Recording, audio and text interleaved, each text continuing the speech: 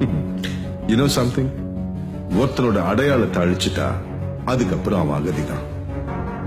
Already இந்தியால உள்ள எல்லாருமே அவங்க தாய்மொழியில பேசுறதுக்கே வெக்கப்படுறாங்க. That itself is success for us. அதே மாதிரி ஒவ்வொரு அடையாளத்தை அழிச்சிட்டா. அது சரி, அது எப்படி பண்றது? டிராக்டர் வந்ததுக்கு அப்புறம் ஒழுங்குற வேலை இல்லைன்னு பாதி காலமாட்ட அடிமாட்ட விலைக்கு வித்துட்டாங்க. மீதி இருக்கிற காலங்களையும் எப்படியாவது வாங்கி ஸ்லாட்டர் ஹவுஸ்க்கு அனுப்பிட்டா. ஓகே, பட் அதுல நமக்கு என்ன லாபம்? வேர்ல்ட்லயே மில்க் ப்ரொடக்ஷன்ல இந்தியா தான் நம்பர் 1. பசுமாடு கண்ணு போட காளமாடு தேவை. காளமாடுகளை அழிச்சுட்டா then artificial insemination is the only way. அதுக்குண்டான எல்லா பேட்டன்ஸும் நம்மள மாதிரி கார்ப்பரேட்ஸ் கிட்ட தான் இருக்கு. சார், மத்த இடம்னா ஓகே, பட் தமிழ்நாட்டுல சான்ஸே இல்லை சார். சார், இங்க காளை மாட்டை ஜல்லிக்கட்டுக்காக தான் வளர்க்குறாங்க. அது மட்டும் இல்லாம ஒவ்வொரு மாட்டையும் தன்னோட பெத்த புல்ல மாதிரி பாத்துக்கிறாங்க. எவ்வளவு காசு கொடுத்தாலும் விளப்ப மாட்டாங்க சார். பெத்த புள்ளைக்கும் ஒரு வேலை இருக்கு. சார், தலைவர் பையன் சார். வணக்கம் சார். ஒரு லோக்கல்ல ஒரு பெரிய ஆளு, எல்லாம் ரெடி சார். சார் சார் எல்லாத்தையும் சொன்னார் சார். ஊருக்குள்ள ஒரு பிரச்சனையும் வராது. பிரச்சனைன்னு வந்தா அவங்க அண்ணன் தான், அவனா நான் பார்த்துக்கிறேன். சார், எங்க அப்பாட்ட பேசி எல்லா மாட்டையும் விற்க வேண்டியது என் பொறுப்பு சார். பார்த்து பிரச்சனை எல்லாம் முடிச்சு விடியா.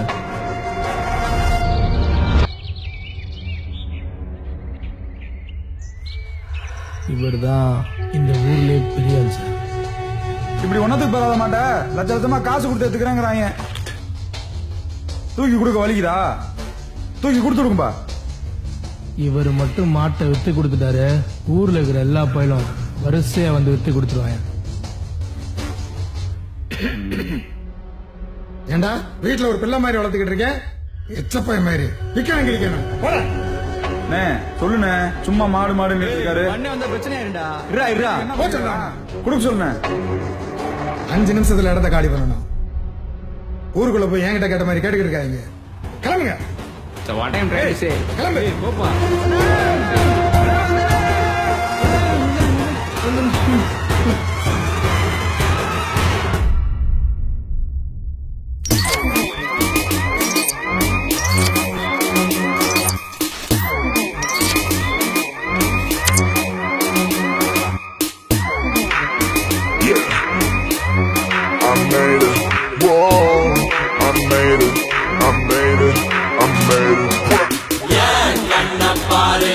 இது தாண்டா என் ஊரு.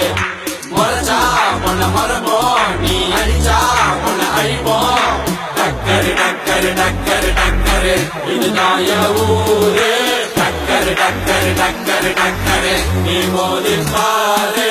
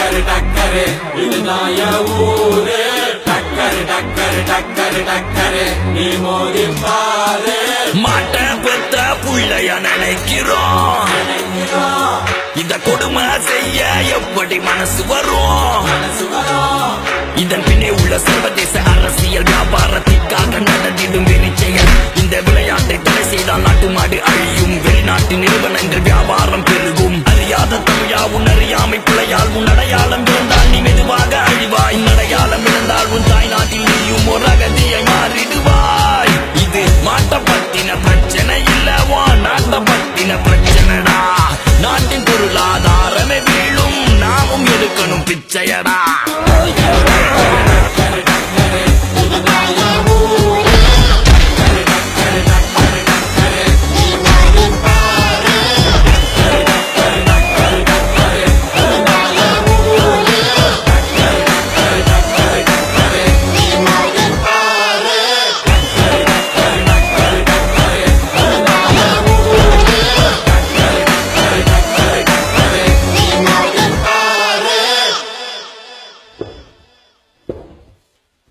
சார் நான் தான் சொன்னல உங்க சொதப்பிடுவானுங்க நம்ம அனுப்பிச்ச எல்லா ஆட்டையும் அடிச்சு அமைச்சிருக்கானுங்க Then it's plan B. Excuse me sir sir இந்த மாட்டுக்கல்ல எலுமிச்சம்பழம் புழிஞ்சுற மாதிரி மாட்டுக்கு மிளகா பொடி தூவிடுற மாதிரி சாராய ஊத்துற மாதிரி போட்டோஸ் வீடியோஸ் எல்லாம் செட் பண்ணி எடுத்தாச்சு சார் இதெல்லாம் எதுக்கு சார் ஜல்லிக்கட்டை தடுக்கிறதுக்குன்றதுக்குன்னு ஒரு குரூப் ஒரு பெரிய ஒரு இதே இருக்கு. நீங்க பாத்தீங்கன்னா கரெக்டா இவங்க டார்கெட் பண்றது வந்து அந்த காளையை மட்டும் தான் டார்கெட் பண்றாங்க. ஏன்னா ஒரு காளையை அழிச்சா அந்த இனம் அழிஞ்சிரும்னு அவங்களுக்கு தெரியும். அந்த இடத்தவே அழிச்சிட்டாங்க. இன்னி ஜல்லிக்கட்டு மாடு வச்சிருக்கவனால என்ன பண்ண முடியும்? அந்த தை மாசம் ஒரு மாசம் வந்து மட்டும்தான் அவன் என்ன சண்டை போட முடியும். மாடு வச்சிருக்கிற விவசாயி ஒரு மாட்டை வித்தா டெல்லிக்கு கூட போயிட்டு வர முடியாது. எங்க போய் அந்த விவசாயி வந்து உச்சநீதிமன்றத்துல போய் கேஸ் நடத்த போறான். கேட்டா வந்து சில பேர் வந்து இது வந்து அன்எஜுகேட்டடான ஒரு வச்சிருக்கவங்க தான் வச்சிருக்காங்க. எல்லாருமே எஜுகேட்டட் தான் வந்துட்டு. அன்எஜுகேட்டடா இருந்தால் we are so educated in preserving the bull அப்படின்ற மாதிரி தான் சொல்லணும்னு தோணுது. நம்ம கூட 6000-7000 வருஷமா இருந்த ஒரு மாட்டினத்தை அழிய விடுறது ஒரு மிக ஒரு கொடுமையான ஒரு செயல். உட்பாட்டின விஷயத்துல அவங்க என்ன கத்துக்கிட்டாங்க? அழிவை மட்டும் தான் கத்துக்கிட்டாங்க. சோ அத வந்து அழிய விட்டோம்னா அதுக்கப்புறம் நம்ம வாழ்ந்து என்ன பிரயோஜனம், போய் என்ன பிரயோஜனம்? நம்ம கையை வச்சு நம்மளை குத்திக்கிட்டு வெள்ளம் வச்சு நம்ம வெள்ளம் வச்சு நம்மளை குத்திக்கிட்டு இருக்காங்க. தமிழக அரசாங்கம் சொல்றது போய், எல்லாரும் சொல்றது போய், இவங்க சொல்றது மட்டும் உண்மையும் நம்ப வைக்கிற அளவுக்கு அவங்ககிட்ட பணம் இருக்கு. கோவப்பட்டுக்கிட்டே இருக்க வேண்டியதான். நம்ம கோவப்பட்டு காசுன்ற ஒரு விஷயம் தான் ஓடிக்கிட்டு இருக்கு தவிர 2009 அப்புறம் கடந்த 7 வருட காலமாக எந்த இடத்துல எந்த மாட்டுக்கு காயமாச்சு, புண்ணு வந்தது, கண்ணுல ரத்தம் வந்தது, எலுமிச்சை பழத்தை போட்டிருந்தாங்கன்னு சொல்லட்டும். எல்லா சத்தும் கொடுத்த ஒரு மாட்டை போய் நம்ம கொண்டு போய் ரெடி பண்ணி இதெல்லாம் ரெடி பண்ணி கொண்டு போய் களத்துக்கு கொண்டு போறோம். இப்படி கத்தி வச்சு குத்துறோம், வாயில இதை வச்சு குத்துவோமா? இந்த மாடை வந்து ஐடென்டி பண்ணி இந்த மாடுல தவறுகள் நடந்தால் அந்த மாட்டை கொடுமைப்படுத்தினால் அவங்க வழக்கு எங்க மேல போட்டுக்கலாம். காலைக்கு தண்ணி அடிக்க விட்டா என்ன ஆகும்? அடுத்து தூங்கிடுங்க.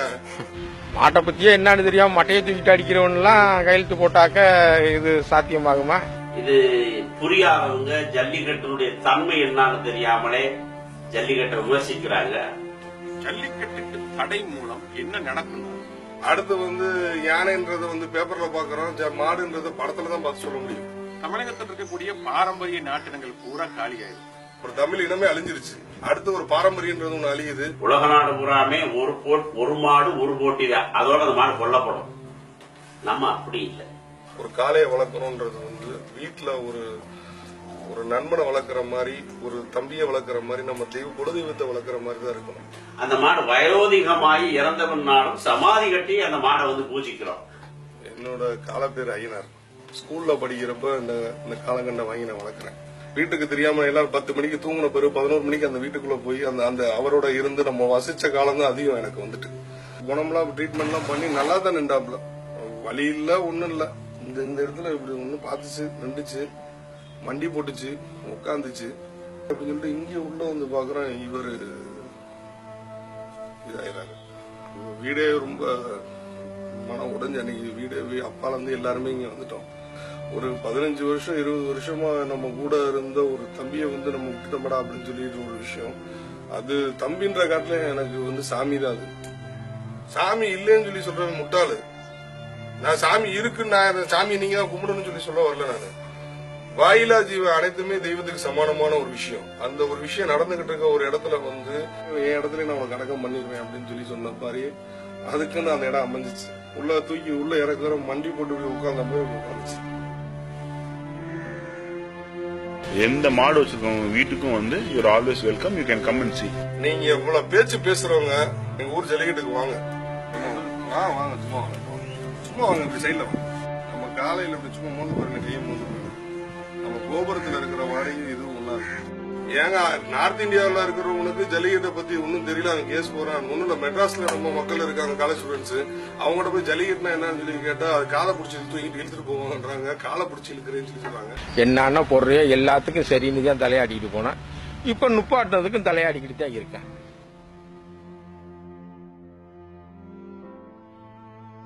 ஜல்லிக்கட்டு என்பது ஒரு வீர விளையாட்டு மட்டுமல்ல, இது வந்து ஒரு பிரீடிங் சயின்ஸ். இதோட உண்மையான பேர் வந்து ஏறு தழுவுதல். அதாவது ஒரு காளை தழுவி ஒரு 50 அடி தூரம் போனா அந்த காளைக்கு வீரியம் அதிகம் அப்படிங்கிற டெஸ்ட் பண்ணி அந்த காளைகளை பிரீடிங் அனுப்புவாங்க, தோற்ற காளைகளை ஃபார்மிங் அனுப்புவாங்க. இதுக்கு தடை கோருபவர்கள் யாருன்னு பாத்தீங்கன்னா நிறைய பேர் அரசாங்கம் சொல்றாங்க, கண்டிப்பா கிடையாது. தமிழக அரசாங்கம் இன்று மட்டுமல்ல என்றுமே ஜல்லிக்கட்டுக்கு துணையாக தான் இருந்து வந்துள்ளது. இதுக்கு தடை கோருபவர்கள் வந்து நிறைய தனியார் அமைப்புகள், அதுவும் பல பேர் வெளிநாட்டை சேர்ந்தவர்கள். 5 ரூபா பிஸ்கட் பேக்கெட் வாங்கி ஒரு நாய்க்கு போட்டு நம்ம ஒரு அனிமல் லவர்னு சொல்லிக்கிறோம். 500 ரூபா ஒரு நாளைக்கு உழைச்சு சம்பாதிச்சாலும் அதுல 300 ரூபாய் அந்த மாட்டுக்கே செலவு வச்சு வெறும் 200 ரூபாயில தன் குடும்பத்தை நடத்தும் இந்த மாதிரி விவசாயிகள். அது இவன் தான் அனிமல் லவர். கிரிக்கெட்டை பத்தி தெரிஞ்சுக்கணும்னா கிரிக்கெட்டர்ஸ் கிட்ட கேட்கணும், ஃபுட்பால் பத்தி தெரிஞ்சுக்கணும்னா ஃபுட்பாலர்ஸ் கிட்ட கேட்கணும். அது ஜல்லிக்கட்டை பத்தி தெரிஞ்சுக்கணும்னா ஒன்னா மாடு வளர்க்குறவங்க கிட்ட கேட்கணும், இல்ல மாடு பிடிக்கிறவங்க கிட்ட கேட்கணும். 10 வருஷம் முன்னாடி கிட்டத்தட்ட ஒரு 9 லட்சம் காளைகள் இருந்துச்சு. இப்ப வந்து ஒரு 60,000 காளைகள் தான் இருக்கு. இப்ப இனி 3 வருஷத்துல என்ன ஆகும்? இதுக்கு முக்கியமான காரணம் என்னன்னு பாத்தீங்கன்னா நம்மளுடைய அறியாமையால் தான் இது அழிந்து கொண்டு வருகிறது. இது நம்ம அடையாளம் இழந்தால் தாய்நாட்டிலும் நம் அகதிகள் தான். கண்டிப்பாக சிந்திப்போம், செயல்படுவோம்.